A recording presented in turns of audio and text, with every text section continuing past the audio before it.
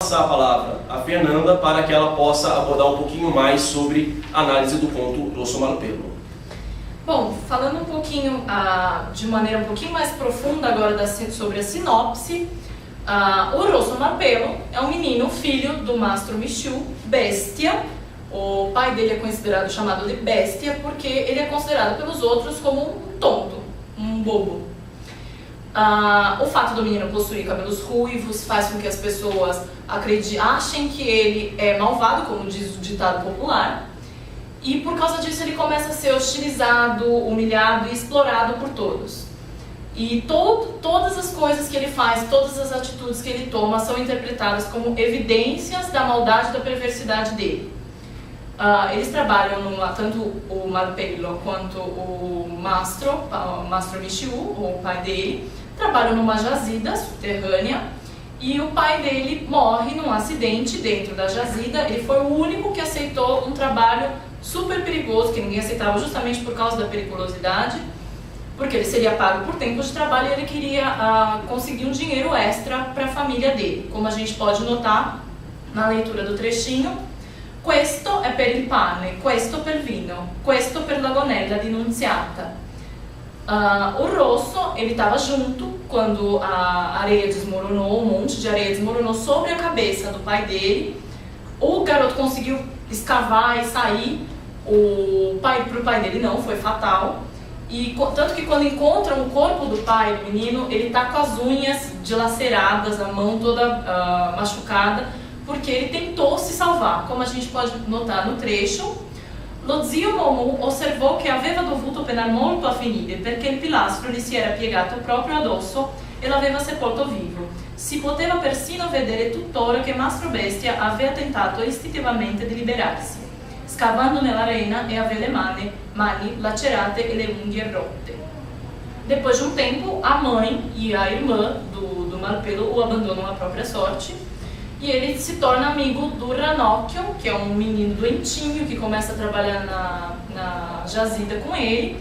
E ele tem um carinho muito grande por esse menino, só que ele demonstra o carinho dele da maneira dele, com as surras, sendo meio estúpido, do jeito dele de ver a vida, inclusive. Esse menino falece, ele adoece de tuberculose, o Malpelo tenta salvar ele, tem muitas esperanças com o sentido de dar o dinheiro do trabalho dele pro menino, dar as roupas que ele tinha herdado do pai morto pro menino, mas o menino falece mesmo assim. E o Malpelo acaba morrendo também dentro da jazida. Como o pai dele, ele também aceitou um trabalho que ninguém queria aceitar porque era muito perigoso, foi enviado para explorar uma passagem desconhecida e nunca mais foi visto. O tema do excluso, do excluído, é muito latente no conto. A gente vê que eles trabalham numa jazida, embaixo da terra, onde ninguém da vida normal nem sabe que eles estão ali, não ouve o trabalho deles. E é a região onde ficam os animais da escuridão, onde as pessoas têm medo de ir por causa da escuridão, mas é lá que o Malpelo se sente bem. Mesmo em companhia dos trabalhadores, ele é excluído, ele não se relaciona, ele fica no canto dele. E mesmo quando ele está ali, as pessoas não percebem a presença dele. Quando percebem, é para zombar ou para ficar vigiando de maneira negativa o que ele está fazendo. A gente tem um trechinho aqui também. Per noi che siamo fatti per vivere sottoterra, pensava Malpelo, dovrebbe essere buio sempre e dappertutto. Ranocchio aveva paura delle civette e dei pipistrelli, ma il Rosso lo sgridava, perché chi è costretto a star solo non deve aver paura di nulla. E nemmeno l'asino grigio aveva paura dei cani che se lo spolpavano, ora che le sue carni non sentivano più il dolore di essere mangiate. Nesse trechinho a gente observa que os animais da escuridão, Letivete e Pipistrelli, eles são mais familiares para o Malpelo, né? E ele vê a morte como a única solução. No episódio do burrinho Grigio, que morre, eles levam ele para uma espécie de barranco e os animais, os cães, começam a comer a carne dele e fica só a carcaça. E ele obriga o Ranocchio a ir junto ver essa cena, é uma cena forte. E ele diz que agora o burrinho não sente mais dor, ele está rindo de tudo isso, está tudo resolvido, mas seria melhor que esse burrinho nunca tivesse nascido. Até quando o Ranocchio está doente, está moribundo, ele fala, era melhor que você morresse logo, para você parar de sofrer. Então, para ele, realmente, a morte é vista como uma solução, e a única solução para aquele tipo de vida. Como já foi anteriormente abordado, a voz narrativa é a da comunidade de agricultores e mineiros, que são os opressores do Malpelo, né? O narrador, ele coincide com o personagem popular.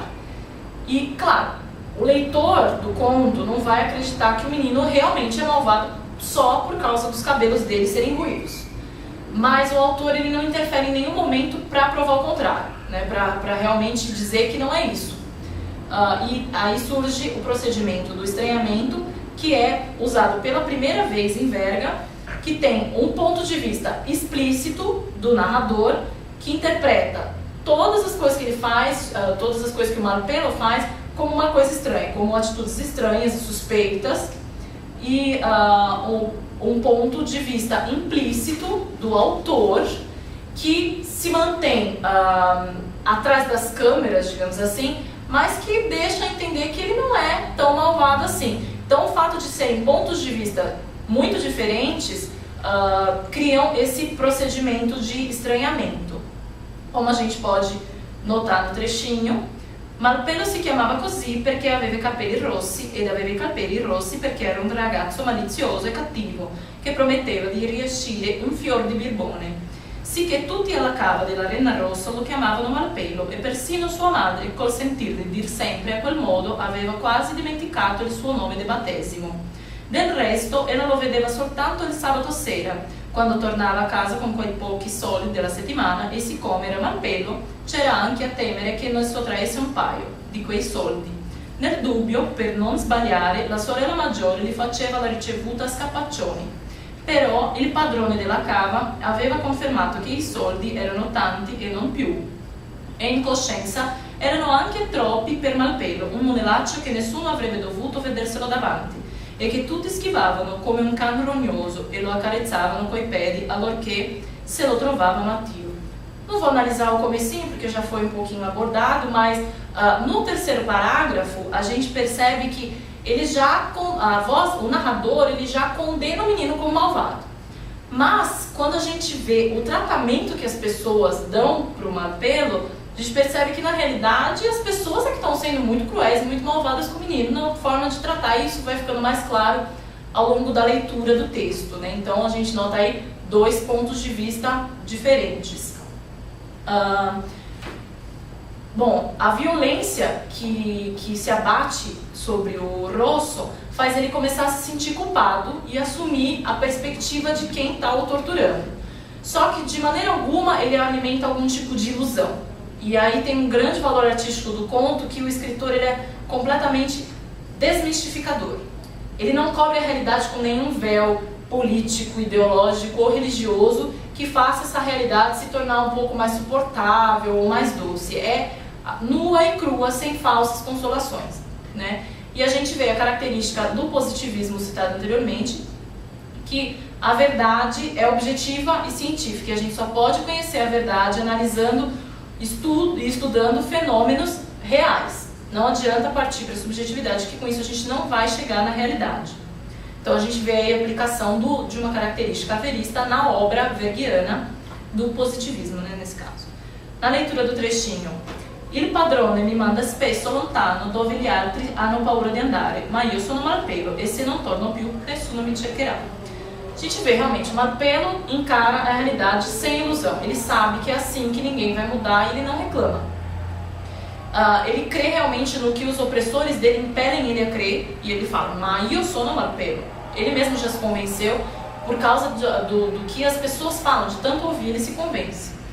E tem uma crueldade e uma exploração muito fortes, que a gente já vê nesse pedacinho pequenininho, mas que o Malpelo recebe com naturalidade. Ele sabe que é assim, que não tem jeito. Outro trechinho. Ogni volta che a Ranocchio toccava un lavoro troppo pesante, il ragazzo piagnucolava a guisa di una femminuccia. Malpelo lo picchiava sul dorso e lo sgridava, tacci pulcino.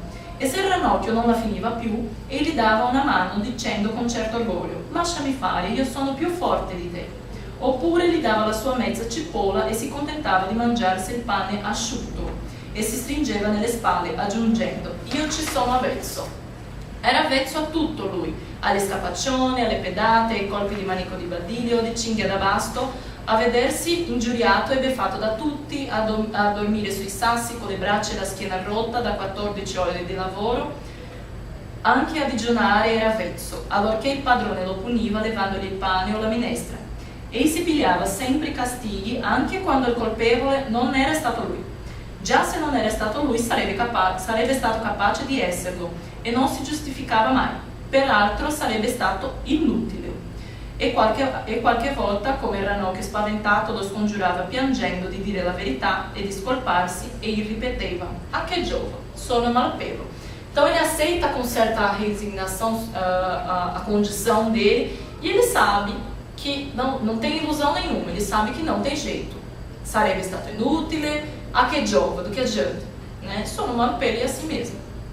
A questão da violência depois vai ser abordada pelo Carlos de maneira mais profunda, mas só citando pelo fato, uma das características veristas é o darwinismo, e aí a gente vê no conto todo essa questão da luta pela vida e seleção natural. Os mais fortes vão sempre vencer os mais fracos.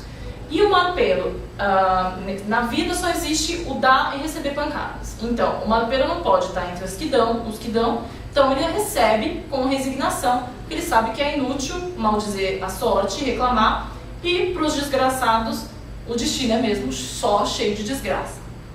Lendo mais um trechinho. Sapendo che era malpelo, ei si acconciava ad esserlo il peggio che fosse possibile, e se accadeva una disgrazia, o che un operaio smarriva i ferri, o che un asino si rompeva una gamba, o che crollava un tratto di galleria, si sapeva sempre che era stato lui. E infatti ei si pigliava le busse senza protestare, proprio come se le pigliano gli asini che curvano la schiena ma seguitano a fare a modo loro. Con gli altri ragazzi poi era addirittura crudele e sembrava che si volesse vendicare sui deboli di tutto il male che si immaginava gli avessero fatti gli altri a lui e al suo babbo. Tem até uma questão da opinião do narrador, ele fala, si immaginava. Certo, e provava un strano diletto a rammentare ad uno tutti i maltrattamenti di soprusi che avevano fatto subire a tuo padre e del modo in cui l'avevano lasciato crepare. Tem até um certo masochismo. E quando era solo borbottava: anche con me fanno così, e a mio padre gli dicevano bestia perché egli non faceva così. E una volta che passava il padrone accompagnandolo con un'occhiata torva, è stato lui per 35 tarì. E un'altra volta dietro lo sciancato, e anche lui, e si metteva a ridere, io l'ho udito quella sera. Então ele reclama, mas ele borbotava. Então ele reclama baixinho, mas ele não faz nada porque ele realmente sabe que é melhor aceitar, não tem solução. Claro que ele gostaria de ser menos infeliz, de trabalhar com outras profissões, ser contadino, carrettiere, em vez de ficar lá embaixo da terra, mas ele sabe que não há o que fazer porque ele nasceu assim. No trechinho, ma quello era stato il mestiere di suo padre e in quel mestiere era nato lui. A gente vê uma questão determinista do verismo, né? O sujeito ele não é livre, ele é determinado pelo ambiente em que ele vive, pelas condições econômicas, o condicionamento hereditário, e isso influencia de maneira decisiva a vida dele. Tem essa questão já um pouco citada da forma inerente ao sujeito, né? A revolução estilística do Verga consiste nessa forma da forma se moldar ao personagem, né? O autor deve desaparecer sem deixar traços da sua própria personalidade, se anular e assumir a perspectiva realmente dos próprios personagens, como se fossem os próprios personagens e o próprio ambiente a narrar-se por si só, né? Então, cada ambiente, há uma mudança de ambiente social, há também uma mudança da forma, né? O nível sociológico mexe também no nível estilístico. Entretanto, ele não faz uso direto dos dialetos, né? O que ele faz, o que aparece de dialeto, aparece não como que chama? Em itálico, né?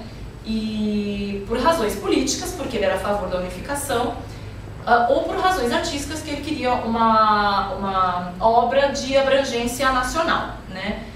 Entretanto, nos romances rusticanos, nos romances ou nas obras em geral, nas novelas também, ele se esforça muito para manter um ritmo da sintaxe siciliana e usar um léxico imediato, simples e natural. Se ele tivesse sido somente imitado o siciliano, ele seria mais um dos escritores regionais que tinham na Itália. Só que ele faz o povo siciliano assumir uma dimensão universal, ele cria uma nova, tem uma invenção linguística original que não é nem italiano nem dialeto.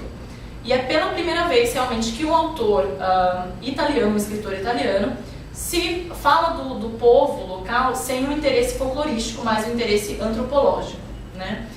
Lendo um trechinho também. Fuori della cava il cielo formicolava di stelle e laggiù la lanterna fumava e girava al pari di un arcolaio. Il grosso pilastro rosso, sventrato a colpi di zappa, contorcevasi e si piegava in arco, come se avesse il mal di pancia e dicesse «Oi anch'esso». Malpelo andava sgomberando il terreno e metteva al sicuro il piccone, il sacco vuoto e il fiasco del vino. Il padre, che gli voleva bene, poveretto, andava dicendogli «Tirati in là, oppure sta attento se cascano dall'alto dei sassolini o della renna grossa e scappa». Tutto a un tratto, pumf, Malpelo, che si era voltato a riporre il ferro nel colbello, udì un tonfo sordo come fa la renna traditora allorché fa pancia e si sventra tutta in una volta ed il lume si spense. Então a gente vê um estilo quase falado, né? Uma coisa mais popular, até um pouco coloquial. Questão de personagens, tem um esquema do Luperini que ele coloca na parte de cima, no nível superior, os opressores do Malpelo e embaixo os oprimidos como ele. E mesmo nesse mesmo nível, que tem 5 personagens em cada um desses níveis, mesmo quem está no mesmo nível não tem uma relação de igualdade. Existe uma determinação por hierarquia, seja qual ela de que ordem for. E aí a gente vê como o Verga concebe a vida, né? Cada pessoa está num degrau da escala social e pode somente receber a violência que vem de cima e ser violento com quem está embaixo. Então a gente vê aí uma visão materialista, característica do verismo e principalmente também do Verga, de que o comportamento humano é comparado ao de qualquer outro animal, não de maneira pejorativa, mas é comparado ao outro animal. E o homem ele é dependente das suas necessidades materiais e movido pelo impulso de sangue e sexo. Então existe um triunfo do egoísmo e a exclusão da solidariedade de classe. A questão da violência agora vai ser abordada pelo Carlos.